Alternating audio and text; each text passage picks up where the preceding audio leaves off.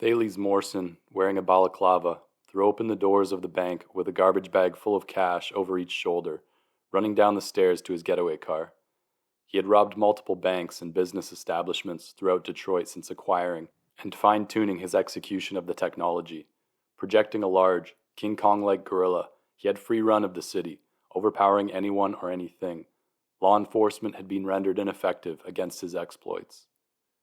As he approached his getaway car, a young man wearing a hoodie approached from down the street.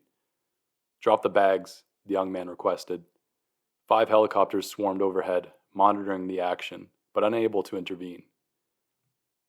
"If he projects, Laertes, shield yourself, as we practiced, first and foremost," a voice spoke into the young man's earpiece. Thales peered at the young man's hoodie appearing to cover a sort of headset, similar to the one hidden under Thales' ski mask. Thales opened the trunk of his car and threw the bags of cash into the trunk. "Get out of here, kid. You don't want any trouble," Thales responded. The young man then projected an approximately 20-foot tall, menacing alien figure, with an exoskeleton that appeared to be composed of extraterrestrial minerals, with multiple weaponized appendages, sharp curved blades and launchers. The alien had a large, narrow head with a hellish mouth full of long teeth. It had a bright, neon stripe running along the center of its torso, glowing like an energy source. The projection of the alien was slightly unstable, morphing in and out of its full form. There were some blank patches in the projection. "That's cute. They think I'm going to buy that?" Thales said to the young man. Thales projected his King Kong-like gorilla. It took a swing at the alien figure. The alien blocked the gorilla's swing, and then proceeded to dismantle the gorilla, ripping its limbs from its body seamlessly. Thales froze in shock, and he provided no projection in response. He unloaded the bags of cash from his trunk, got into his car, and sped off. "Recording systems are all set. Ready when you are, Todd," Brian Applewhite said, as Todd Marbury stood in the middle of the basement research lab at AGN Labs. AGN Labs had pioneered and was on the forefront of thought recording, on-coding, and brain-computer interface technology. Todd stood awkwardly with a clunky metal device strapped to his head, with a metallic bulb sticking from his forehead. A tangle of cords ran from the rear of the device and ran to a large computer processor. Todd engaged a switch at the side of the device, and the large computer began to whir. After a few moments, Todd's internal monologue was projected into the room, with no apparent source for the sound, the dialogue projecting in patches, like a shitty telephone connection. "Holy shit, it's working," Todd's thought echoed in the room. "Damn, what should I think? This is weird." "Just think some more, Todd. Think of an image or something," Brian said. "An elephant," Todd said, as he focused on the floor at the middle of the room. A small elephant appeared, shifting and morphing, appearing with only certain parts at a time: the trunk, the legs, the torso. The projected image was patchy with blank spots. Todd tried steadying his mind. The body parts of the elephant began to be projected as a full image. The elephant then began to grow, and then grew so large that it shattered the fluorescent light and busted through the drop ceiling of the lab. Todd immediately ripped the headset from his head, his eyes wide and in shock. He and Brian looked at each other, stunned. "Holy fuck," Todd said with a restrained voice, his hand over his mouth. "They can interact." "Thought projection. That's the next shit," one hippie wearing a cowboy hat said, sitting around the bonfire of the Joshua Tree Airbnb bungalow, where a hippie party had congregated for a night of psychedelics under the stars. Abram Jackson stood at the perimeter of the fire, looking over the Joshua Tree desert with a glass of whiskey in his hand, listening in on the conversation. Abram was a student of Mr. Malau, and had been invited on Mr. Malau's account. "I've heard we've broken through on that," another hippie wearing a luminescent vest said. "Like, full projection of our thoughts?" another hippie that had just taken a drag of a joint asked. "Basically, yes, is what I've heard. My understanding is that the thoughts will have a physical range," the cowboy-hatted man said. "Some abstract thoughts can travel farther, but yes, from what I've heard, concrete images and sounds will have a limited range," Mr. Malau, a neuroscience professor at UCLA, input. "Some abstract thoughts can travel farther, but yes, from what I've heard, concrete images and sounds will have a limited range," Mr. Malau, a neuroscience professor at UCLA, input. Imagine the trips, man. Take some LSD with that shit. Project our higher consciousness into the real world, the hippie smoking the joint said. It would make for the best parties, the vested hippie responded. Does anyone have their hands on the tech yet? Abram asked. It will surely be outlawed worldwide, like they did with AI and weaponized interfaces. It could be the most dangerous tech yet, Mr. Malau said. There will be a black market for it, for sure. I feel like this one will slip through. I've heard the Russians are onto it, the cowboy-hatted hippie said. It's as we theorized, sir, Brian said, sitting next to Todd across from the chief officer. The thoughts can interact, the chief officer responded. Precisely, but it turns out they are physically present in the real world, Todd said. Present? The chief officer asked. The sounds, the images, existing, physically, in the real world, visible and tangible to everyone. Within a limited proximity, it seems, Brian said. Interesting. We will still be bypassing brain-computer interfaces, the chief officer said. Yes, we believe so, sir. If we can bring the thoughts directly into the real world, the thoughts can interact directly. They will not require a connected interface. Two men dressed in blue government uniforms approached the home of the Cornings. Ms. Corning answered the door. Ms. Corning, one of the men said, is Laertes home? Yes, he is, she replied. Is he in trouble? No, Ms. Corning. We just need to speak a moment with him, the man responded. The men sat at the edge of Laertes' bed as Laertes looked at them, slightly dazed and his eyes droopy, after having just finished an hours-long gaming session of the newest Aliens video game. Laertes' skin was pale and had a scrawny figure as a result of his sitting for most hours of the day, and a diet that consisted mostly of supplements and protein shakes. Laertes Corning was a top gamer in America. 5 years earlier, brain-computer interfaces had changed the landscape of computing, gaming, and the world. Almost every adult in modern society now had a brain chip, designed to completely record and decode thoughts, allowing humans to interact with external systems with just their thoughts. Laertes and other young people from his generation were particularly advanced at streamlining their thoughts for recording and encoding, allowing them to more quickly and precisely interact with external systems. So there's a new technology, and you need me to test it? Laertes asked. Yes, one of the suited men responded. And you will likely be employed for the purpose of national security, until we can train others. So it's dangerous. Yes, but we would do everything in our power to ensure your safety, and you would be well compensated, extremely well compensated. Why don't you get some really smart people, people with better thoughts, or some really creative people? I'm only 14, Laertes said. We are exploring all avenues, but you have an advanced ability to interact your thoughts with external systems, and for now, we believe this to be the most valuable asset. All else can be developed or worked on. Are we talking like real-life weapons? Weaponized brain-computer interfaces? Laertes asked. We cannot say at this time, but it is of utmost importance to our nation, one of the suited men responded. Have they removed the need for a connected interface? Laertes asked. The two men went a bit stiff, one sniffed, and looked at the ground. We are legally obligated to not say any more, one of the men said.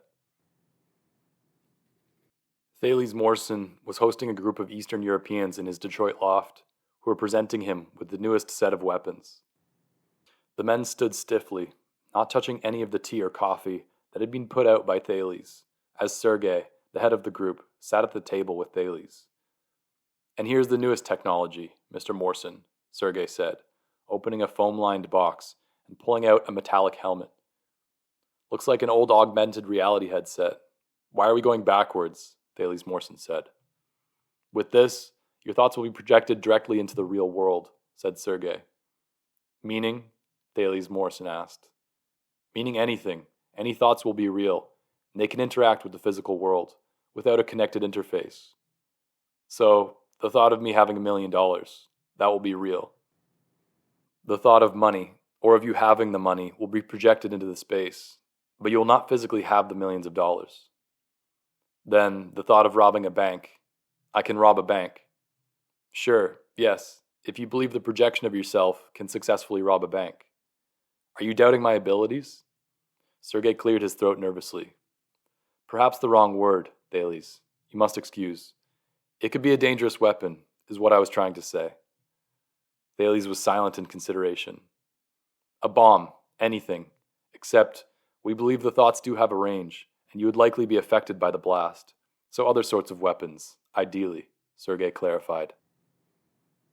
The Eastern Europeans assisted Thales Morrison in mounting the headset as they stood in his underground parking lot. We insist on being extremely careful as you adjust to the new technology.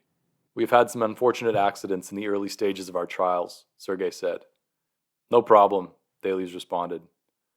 One of Sergei's men engaged the switch on the side of the helmet. They all stood aside. Thales waited for something to happen.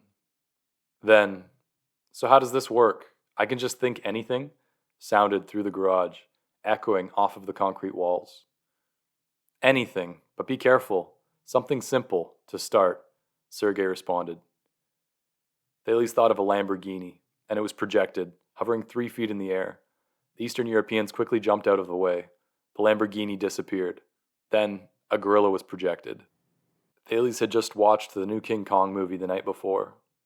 The gorilla took a swing at the Eastern Europeans. Hey, hey, they yelled. Sorry, boys, Thales' voice sounded. That one got away from me. He reached up to the side of the headset and disengaged the device. The Eastern Europeans took a deep breath of relief. It will take some work, surely. Lastly, we are told it should not be worn for long periods of time, like an hour, maybe. Any longer and we believe it could cause some damage, Sergei said. Abram had not stopped thinking about the prospective technology since he had left the hippie party 1 month ago. The possibilities for the physical manifestation of thoughts were endless. What would happen in the case of no thought, an entirely clear mind? Abram pondered. Abram sat on his bed wearing his meditation headband, his legs crossed, his hands on his lap, and his eyes softly closed. Moderate thought, the interface said, upon beginning his meditation. After another 5 minutes, the interface repeated, moderate thought. 5 minutes later, minimal thought, the interface said. After another 5 minutes, minuscule thought. Abram's mind was now beginning to feel completely clear, with few boundaries. He felt like nothing and everything existed all at once. 5 minutes later, the device said, device has reached limit of thought detection. It did not say no thought could be detected, but the interface had reached the limit of recording and encoding of Abram's mind activity.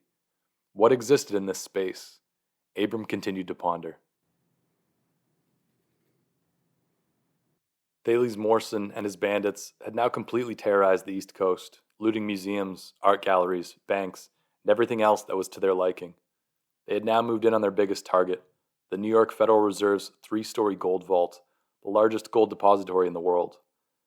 They had disposed of the armed guards, secured the perimeter, and reached the 82-ton, hermetically sealed vault door. Security footage was able to capture a series of energy fields being thrust at the vault door before the cameras were disabled.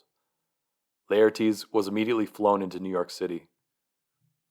Laertes, wearing a bulletproof vest, helmet, and protective gear, approached the main entrance of the reserve. The archway was protected by a series of defense shields.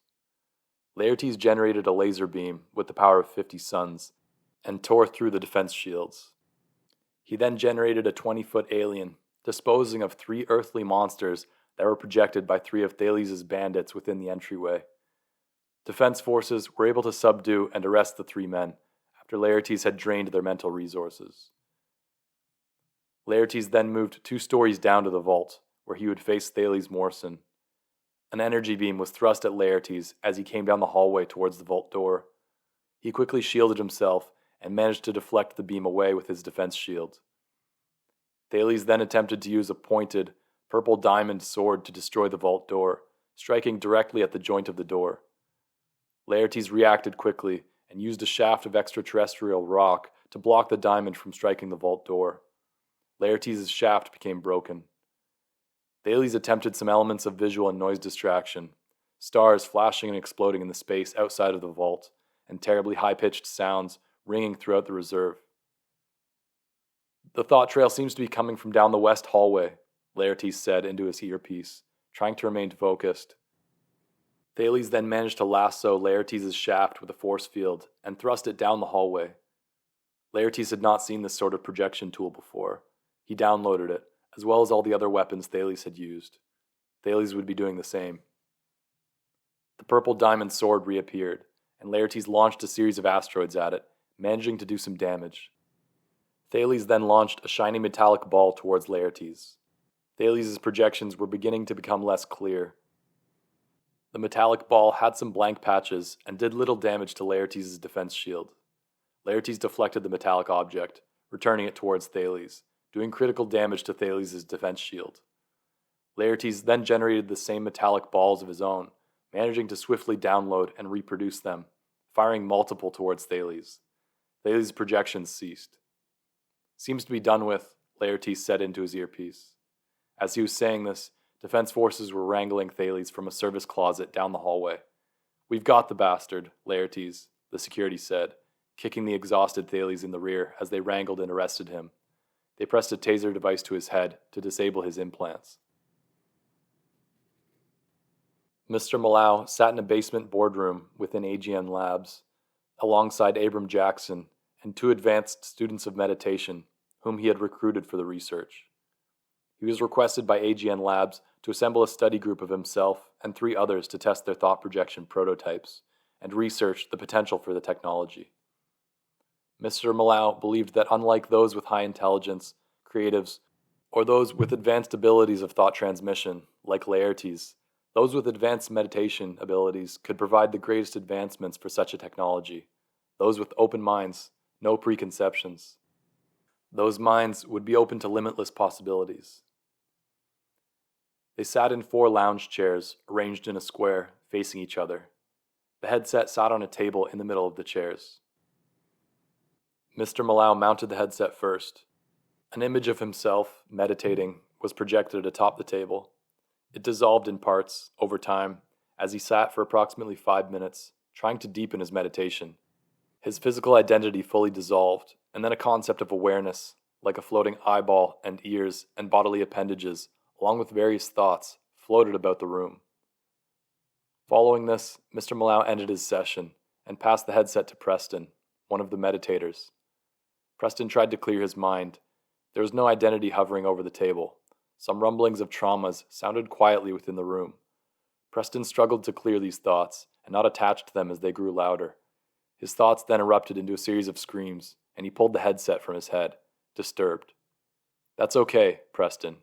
You're making progress," Mr. Malau said. Preston then handed the headset to Stan, his meditation partner. Stan sat with great focus, and a hazy orb appeared above the table. Encapsulated within the orb were Stan's identity and a large eyeball, as well as any of his thoughts. The orb then disappeared after a couple of minutes, and the elements that were within the orb scattered about the room. Unable to regenerate the orb, Stan ended his session. "Very good, Stan. You seem to have encompassed everything. See if you can step back some more. See if there may be anything beyond that," Mr. Malau said. Lastly, Abram was handed the headset. A similar orb to the one Stan had projected was projected above the table, but then it was quickly dissolved. Then, the idea of nothingness, Abram's voice saying, "There is nothing," sounded through the room, as the hazy orb went blank, and then after some time of Abram holding this projection, the orb became filled with content, every thought possible, not just Abram's thoughts. The orb vibrated as the mass of thoughts continued to populate and swirl inside, and then the orb began to turn dark. "Wow, fantastic, Abram," Mr. Malau said. "You've made progress." The orb then turned darker, then the darkest black, and suddenly flattened into a plane.